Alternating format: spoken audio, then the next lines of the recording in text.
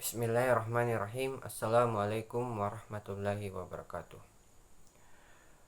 Innal hamdalillah nahmaduhu wa nasta'inu wa nastaghfiruh wa na'udzu billahi min syururi anfusina wa min sayyiati a'malina. May yahdihillahu fala mudhillalah wa may yudlil fala hadiyalah. Asyhadu an la ilaha illallah wahdahu la syarikalah wa asyhadu anna Muhammadan abduhu wa rasuluh.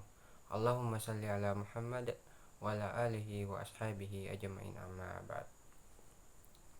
Teman-teman sekalian yang sama-sama berbahagia, bersyukur kita kepada Allah Subhanahu wa ta'ala dengan mengucapkan alhamdulillahi rabbil alamin.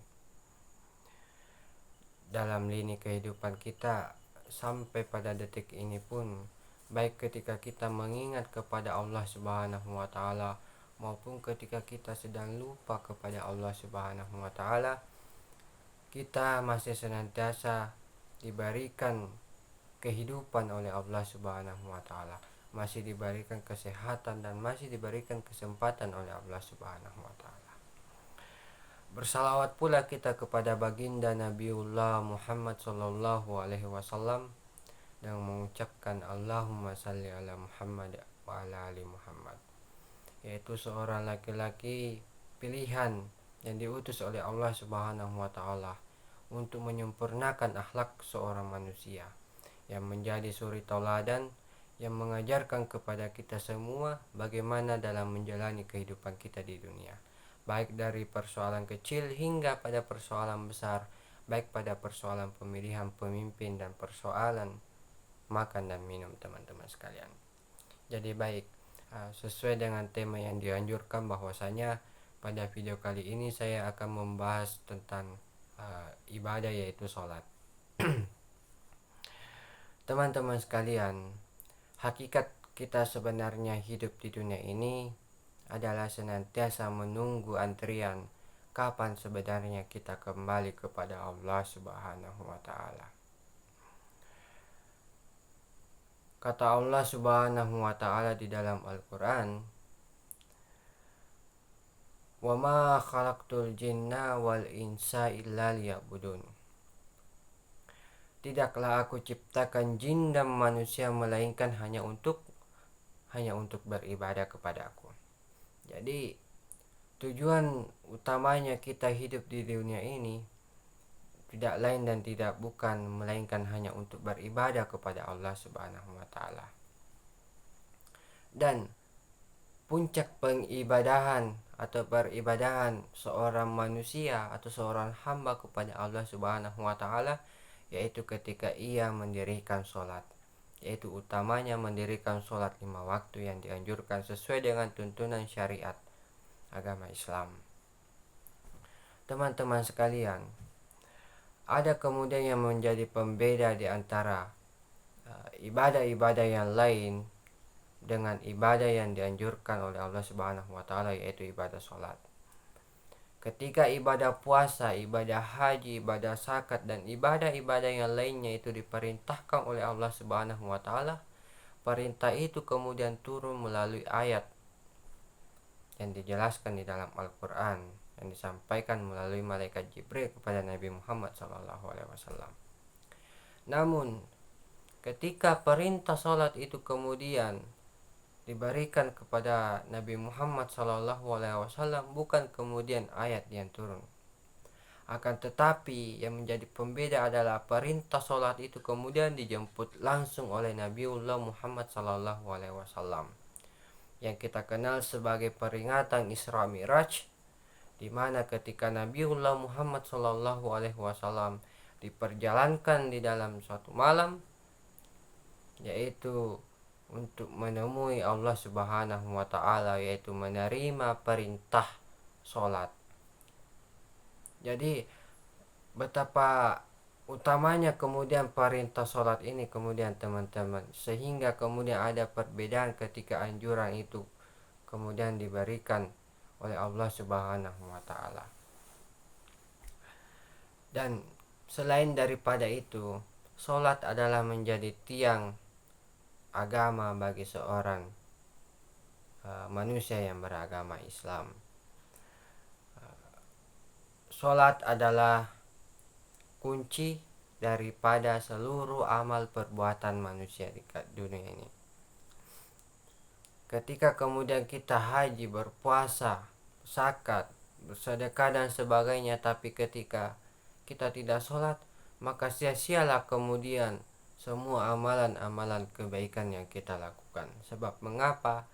Yang menjadi password, yang menjadi kunci ketika kemudian nanti amal catatan kebaikan kita di dunia ini ingin dibacakan ataupun ingin diperlihatkan nanti di hadapan kita, maka yang menjadi kunci daripada amal catatan kita itu adalah sholat kita. Jadi betapa hebatnya kemudian sholat yang kemudian dianjurkan kepada kita sebagai umat muslim atau diwajibkan kepada kita.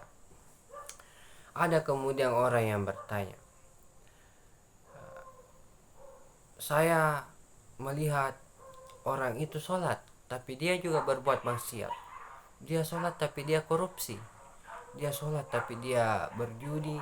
Dia sholat tapi dia korupsi dan sebagainya.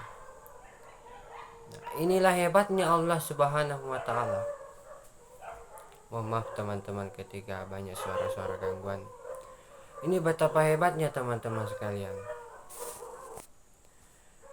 Adilnya oleh Allah Subhanahu wa Ta'ala, di mana ketika Dia memisahkan kemudian amal perbuatan baik dan perbuatan buruk seorang manusia. Makanya kemudian hadirlah dua kemudian malaikat yang diutus kepada kita. Satu yang mencatat amal kebaikan kita dan satu mencatat amal keburukan kita. Jadi Allah Subhanahu wa Ta'ala tidak mencampur adukkan antara perbuatan yang baik dengan perbuatan buruk. Maka keduanya kemudian dipisah. Jadi jangan kemudian kita menganggap bahwa orang itu sholat tapi dia berbuat maksiat apa dan sebagainya, karena Allah telah mengutus dua malaikat untuk mencatat kedua amal perbuatan manusia tersebut.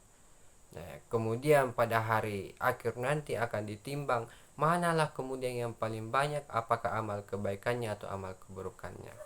Jadi semua itu sudah sesuai dengan apa yang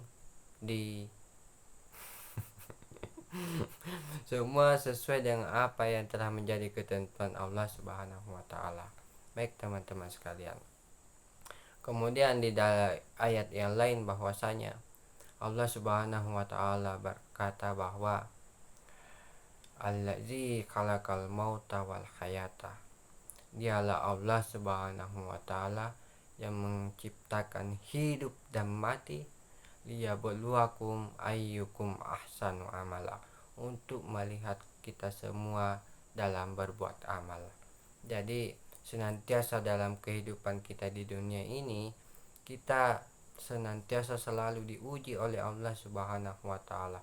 Apakah ketika kita diberikan kesehatan dan kesempatan, kita memanfaatkan kesehatan dan kesempatan itu atau tidak, maupun dengan sebaliknya. Jadi mungkin jangan terlalu panjang, mungkin cukup sekian yang sempat saya sampaikan.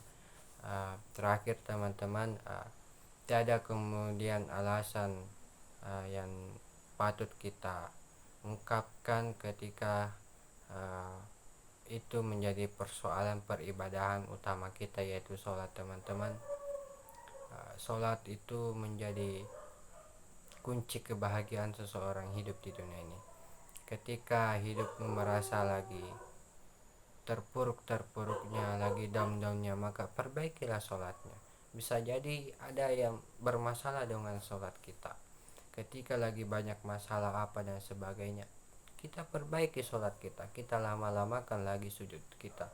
Siapa tahu dengan memperbaiki hubungan kita kepada Allah Subhanahu wa Ta'ala senantiasa menjadi kebaikan untuk kita dan senantiasa memperbaiki tingkat atau taraf kehidupan kita di dunia ini. Jadi mungkin itu saja yang sempat saya sampaikan teman-teman. Lebih dan kurangnya mohon dimaafkan. Wallahu a'lam bishawab. Billahi fisabilil haq fastabiqul khairat. Nun wal qalami wa ma yasturun. Assalamualaikum warahmatullahi wabarakatuh.